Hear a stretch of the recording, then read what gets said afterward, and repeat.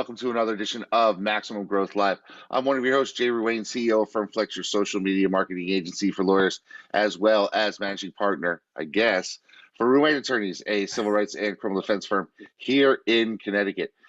With me, as always, is my man over there, down there in our nation's capital, Seth Price. Seth, the founder of Blue Shark Digital, your SEO for law firms, as well as managing partner of Price Benowitz, your DC, Maryland, Virginia, and Louisiana. I'm going to throw it out there. South Carolina, Louisiana, Iowa, California. Although, you say that, but two things, the way that Google is moving with location-based pieces, it's almost incentivizing you to start doing that.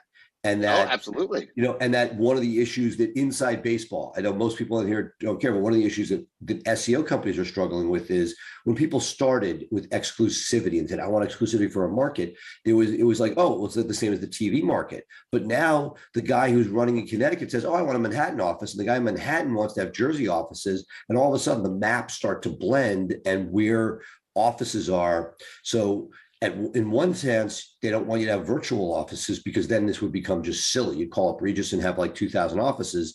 But at the other time, it's becoming much more fluid as to what is a practice area that you cover. Yeah, that's a topic we hadn't really put on our rundown, but let's talk about that. I'm in a situation where, we've got 6 established offices, and I'm thinking, you know what? It's probably not a bad idea, given everything that Google says, that I open 6 more this year. And now I gotta figure out, my resources of getting reviews for those offices, because then you're going to be splitting, right? I mean, even if I have 6 offices now, 12, right? I'm just going to take a for instance, but I still have the same number of clients. Now I'm diluting my review count across 12 things. Right, that's the ugly. So yes, it's all like, oh yes, I should go up with these offices. Yes, great. And then you're like, oh yeah, but what about reviews? So right. That is the great thing. And I had a client early on who had about 5 offices. Well, that seemed like a lot to people, and they put the same review on all 5 offices. Boom, came down. So, like, can you add, is it, because look, it's not inconceivable that somebody goes to 2 different offices to work, but when you start getting abusive, also doubling your offices, well, you probably get away with it. You probably will. Like anything else, nothing that spikes, everything's got to seem natural. And that's, to me, if it goes along naturally and you can somehow motivate your team and your staff to get enough reviews, God bless it. It is what Google is pushing us to with this, December a local algorithm update. So let's talk about this a little bit more, because it's intriguing to me. So, I am an established criminal firm in a major market in my state, right? I've got an established brand, thing, and but I'm in a city, and there's a lot of competition in the city. Is it smarter for me to pick the next big city that I do work in? I'm in Bridgeport, Connecticut, right? That's traditionally been our home base, right? The southwestern Connecticut, close to New York City. But the next biggest city, 25 minutes, 30 minutes away, is New Haven. I've never had a presence in New Haven. Should I be looking to put a presence in New Haven where a lot of other lawyers are? Or should I go to Hamden, which is a suburb community to New Haven, where there aren't as many lawyers?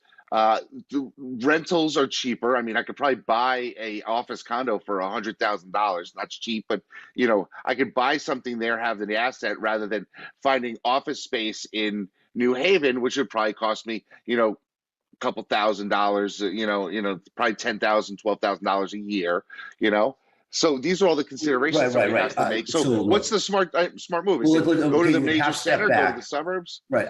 So of course, the answer I'm going to give you is depends. But put that aside for a second. So I don't know how much we've talked about it on air, but like the proximity update, December, used to be that if you were the badass Jay Ruane, you put your stake somewhere, you could get a giant radius of influence. And what this proximity update says, you know what?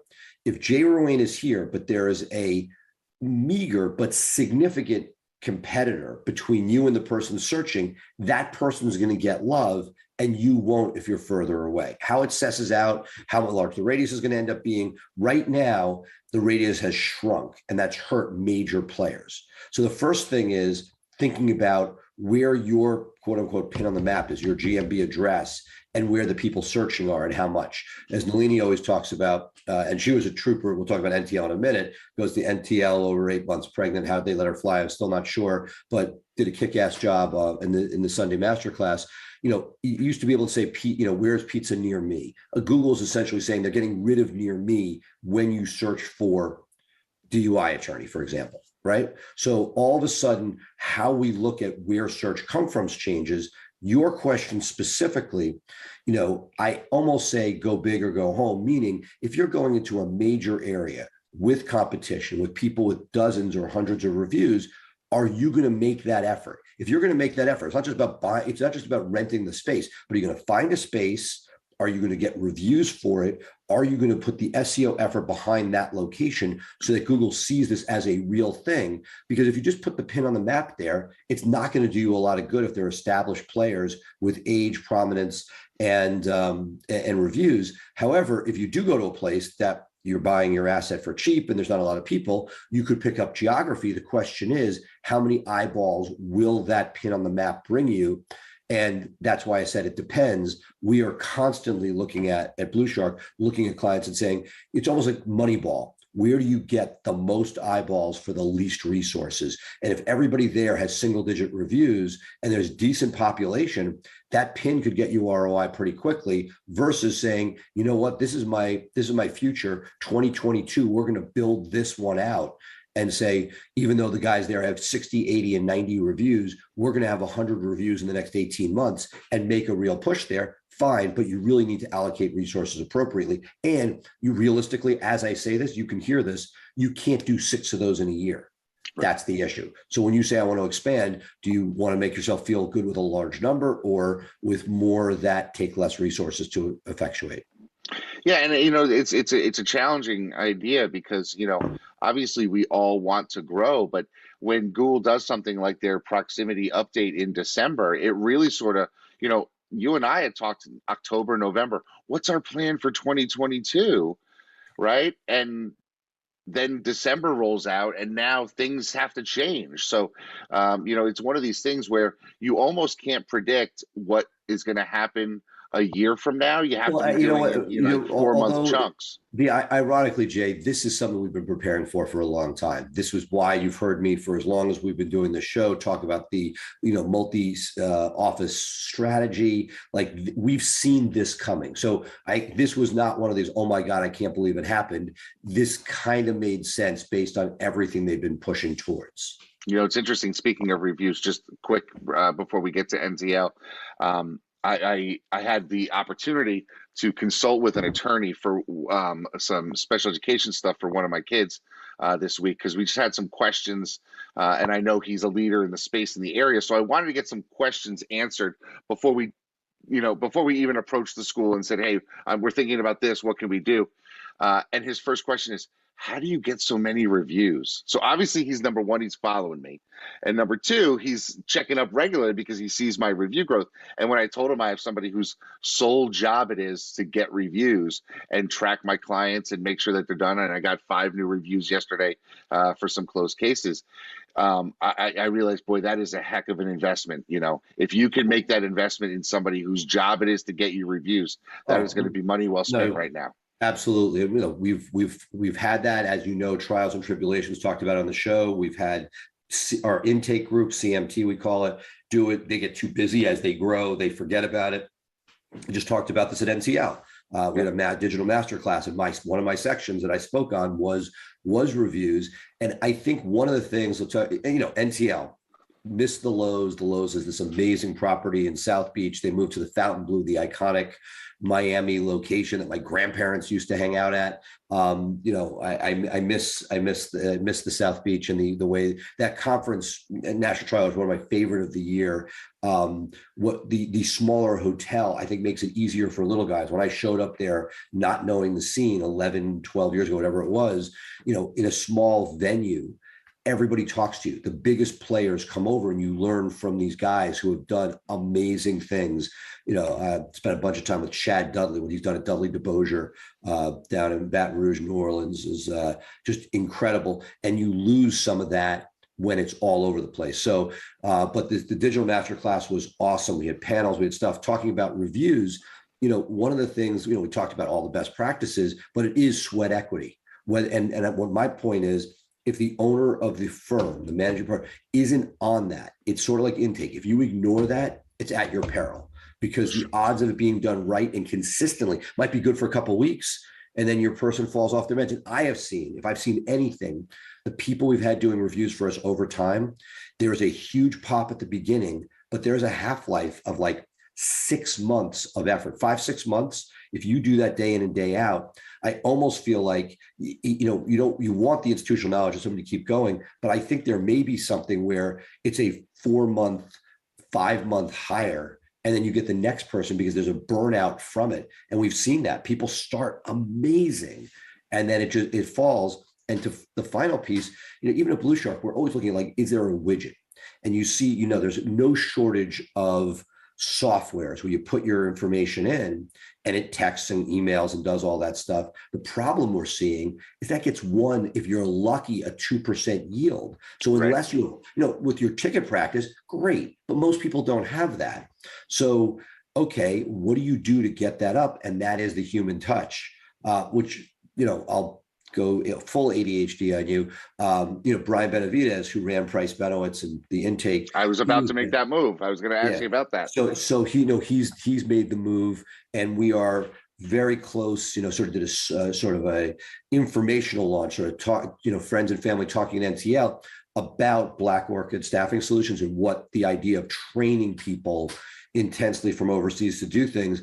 I think one of the verticals besides intake, that what we saw at NTL, that there's going to be huge interest on, is somebody that can help get reviews in. And while somebody cheap from the Philippines can make phone calls, there's a cringe factor, as my kids would say, that you really want. If somebody's going to be reaching out and asking for something that's pushing the envelope and deals with your firm brand and how people view you, making sure the person is well enough trained and embedded in your firm culture so that you're able to not have somebody call and say, why is this person bothering me? But rather somebody they want to leave a review for. Absolutely. And one of the things that I wanted to talk about NTL was that I saw Brian, his post on LinkedIn, that he was doing that. And one of the biggest challenges we had early on with having our review wrangler, we have a whole system for it, and you can find it in my Systemizing Your Law Firm for Growth Facebook group. If you want to have a job posting, I've got it there, very easy for you to be able to download that. But one of the things that was interesting about Brian and that whole thing is that I think it's really something that is missing in that overseas market is people coming in trained, because we had somebody trying to be our review wrangler first, the first person we hired, and typical in that situation when you're going randomly and picking people. We didn't know to train them on all the different names of the people in the office, because we're like, they're just going to be doing outbound stuff. But then they get on the phone with somebody and they want to talk about Emily, and they don't even know an Emily exists. And they can't say, "Oh, Emily is so sweet. I love her Southern accent." To the so person. Funny, light bulb just went off. I'm thinking training about software. We're talking about getting Clio and FileVine and LeadDog and all these things. But it really that is a great point, especially as the firm gets larger. Like, frankly, when you start getting towards 100 employees, every once in a while, I pride myself on knowing everybody. Every once in a while, I'm like, who's that? And that's just, if I'm saying that, imagine somebody who's completely disassociated overseas. So they don't know every single person in the firm, but making sure the firm value proposition and unique selling proposition is clearly known, and who the team members are, so that, that was the great paralegal that helped them out. Awesome. So what we're going to do right now, folks, is we're going to take a quick break. When we come back, we're going to talk a little bit more about NTL, as well as when to cut a potentially profitable business line. And that kind of rolls in with my recent need to restructure my firm and how that worked out over the last couple of weeks as we've let some people go, in some seats in my office. So why don't you sit tight, hang tight, come back in a few minutes, and we'll be right back with more Maximum Growth Live. Hi, I'm Jay from FirmFlex, and I want to let you in on a foolproof way to drive viable clients to your door via social media, using a social funnel. You see, social media is a different type of marketing, and using the wrong methods won't land you clients. It will turn people off to your brand. But there's a way to get those clients to opt in, learn more about you, learn why you are great, and then want to contact you, whether you handle trust and estates, or family law, or personal injury, or any other type of law. And that's using a multiple stepped funnel that delivers the right message at the right time. You can get that message with a FirmFlex social funnel. A FirmFlex social funnel is the way to drive qualified leads into your client base. Our funnel program gives you the ultimate control over your new client funnel. We design, implement, and set up all the triggers for a multi-step funnel, bringing attention to your brand and slowly warming potential clients from cold to red hot and ready to engage. And the best part is, you can start the whole process right online. Visit getfirmflex.com today. In this world today, if you want to grow your business, you want to grow your firm, you want to take on more cases and make a bigger impact, you have to have a digital blueprint. Statistically, throughout the time that we've been working with Blue Shark Digital, our law firm, the Atlanta Divorce Law Group, grew over 1,400%. They truly understand where we're headed and how we want to get there. I have a team in Blue Shark Digital that I feel like has my back.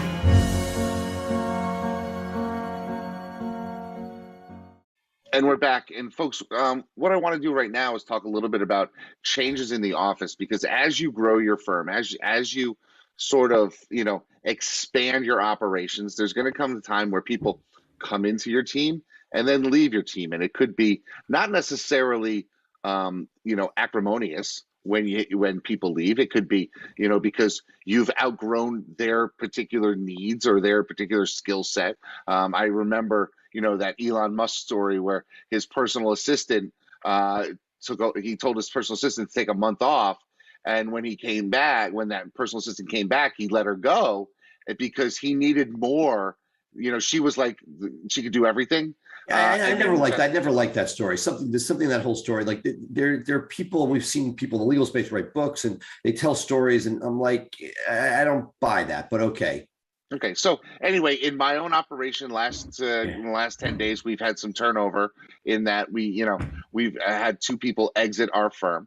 And I don't even want to get into the whole dealing with all of the small smoldering fires that you see after somebody truly exits, that they had been able to keep a lid on, and they were not major problems, and then you've got to go in and sort of put out those fires, because I've been dealing with that over the last 10 days.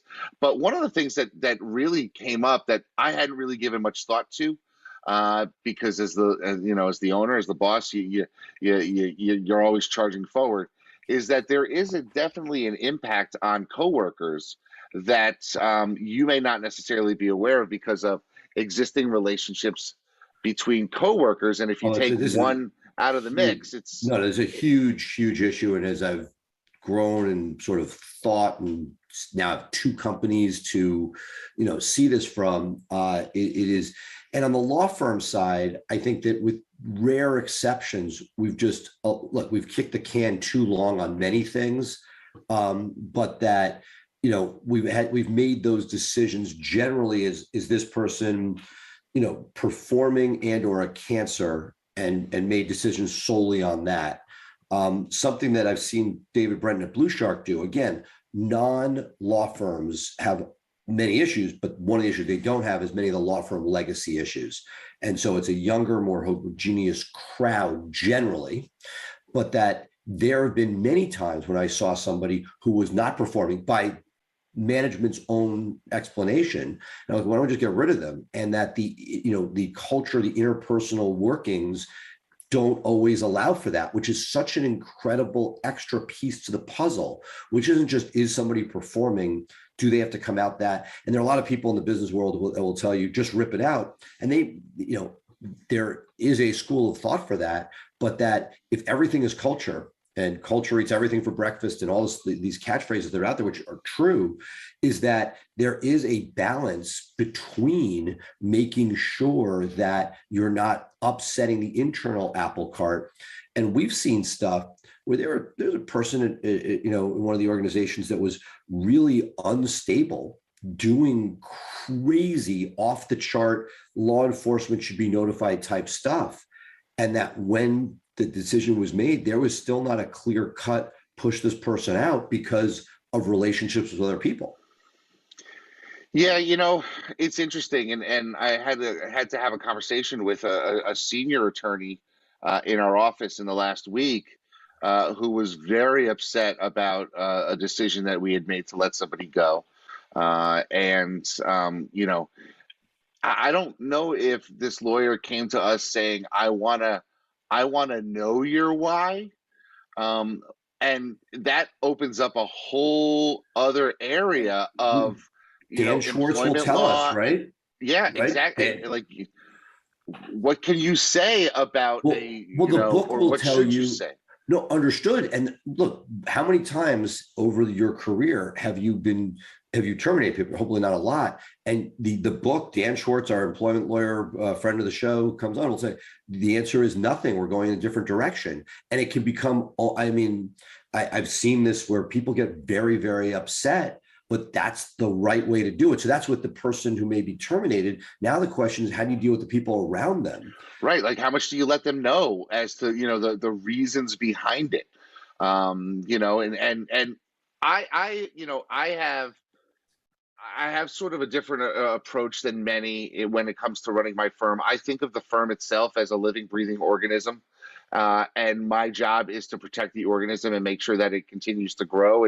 That's not that far off with some of these great, Andrew Finkelstein's been on the show. I mean, he talks about having to fire, I forget if it was a daughter or a sister, but, bringing to the team. And if the team sees this person's pulling it down, then that family member was actually supportive of his decision. But no, you've gone even further over the years saying, hey, this is my kid's ability to eat. I don't quite, to me, there's a bigger picture piece, which is, I wish that it was just, is this human being performing and helping us build that organism? But as you just used that analogy, there are times, and it's maybe not a good analogy, because where if you take something out, it could have repercussions on other pieces of that organism. Right. Right. So it sucks because you want intuitively, you think cancer should just be removed immediately. But if there's other healthy parts, or if that cell was feeding energy, blood, whatever they follow the analogy you want, to other parts of that organism, and that comes out, you're getting rid of the cancer, but you also may be then hurting other parts of the organism. Yeah, no, it reminds me, about a decade ago, I had a lawyer who had complained to me about the commute, because at that point, we weren't really a remote office, and I went out, I leased space 20 minutes from his house, and it was going to allow us to establish a beachhead in another area of the state, and he was all excited about that. And I said, look, we're going to get you set up, you're going to be all set. And then 2 weeks later, he gave his notice, and I'm like, dude, I just signed a year-long lease. And so note to the viewers, I apologize for the awful analogy on the organism a minute ago, but I will tell you that one thing that could really action item that will help you, when I sign remote leases, I always have a clause that if that lawyer leaves the firm, the lease is null and void. So to me, I literally have this right now. I have a guy right now who wants me to sign a multi-year lease on a satellite office, have an amazing partner there, but I don't want to be in a position to be paying rent if that person leaves.